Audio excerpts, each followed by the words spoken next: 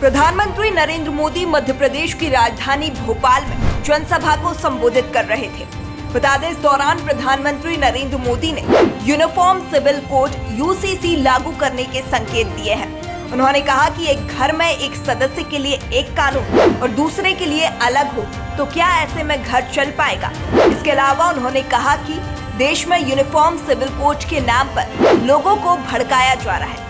प्रधानमंत्री के इस बयान पर विपक्ष समेत कई मुस्लिम नेता बौखलाए हुए हैं। मुस्लिमों का सबसे बड़ा रहनुमा होने का दावा करने वाले AIMIM प्रमुख असदुद्दीन ओवैसी ने कहा कि प्रधानमंत्री भारत की विविधता और बहुलवाद को समस्या मानते हैं, इसीलिए वह इस तरह की बातें करते रहते हैं। वह कहते हैं, वन देश वन चुनाव, वन टैक्स, एक कानून एक पहचान। तो क्या वह यूनिफॉर्म सिविल कोड के नाम पर देश की विविधता और बहुलवाद को छीन लेंगे? जब वह यूनिफॉर्म सिविल कोड की बात करते हैं तो वह हिंदू सिविल कोड की बात कर रहे होते हैं। समाजवादी पार्टी नेता और महाराष्ट्र के विधायक अबू आजमी ने भी यूनिफॉर्म सिविल कोड पर प्रधानमंत्री नरेंद्र मोदी के बयान का विरोध किया है। उन्होंने ट्वीट कर कहा कि यूनिफॉर्म सिविल कोड पर मोदी जी को यह कह देना चाहिए कि इस देश में एक ही धर्म के लोग रहेंगे। हमारे देश में कुछ किलोमीटर दूर जाने पर भाषाएं, संस्कृति, धर्म आदि बदल जाते हैं। क्या आप उन सबको खत्म कर देना चाहते हैं?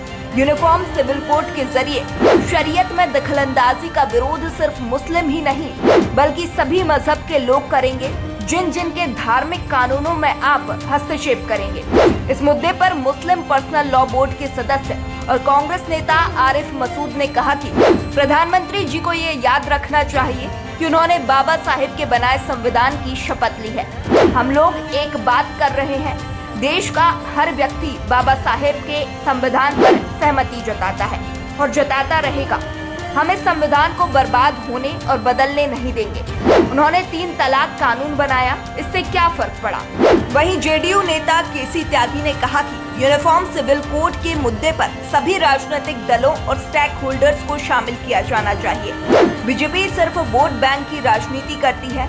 DMK नेता TKS एंग्लोवन ने कहा कि यूनिफॉर्म सिविल कोड सबसे पहले हिंदू धर्म में लागू होना चाहिए। अनुसूचित जाति और जनजाति सहित देश के हर व्यक्ति को किसी भी मंदिर में पूजा करने की अनुमति दी जानी चाहिए। यूनिफॉर्म सिविल कोड केवल इसीलिए नहीं चाहते हैं क्योंकि संविधान ने हर धर्म को सुरक्षा दी है। लेकिन कुल मिलाकर यह देखा जा सकता है कि प्रधानमंत्री नरेंद्र मोदी के यूनिफॉर्म सिविल कोड के इशारे भर से सभी राजनीतिक पार्टियों में हड़कंप मच गया है।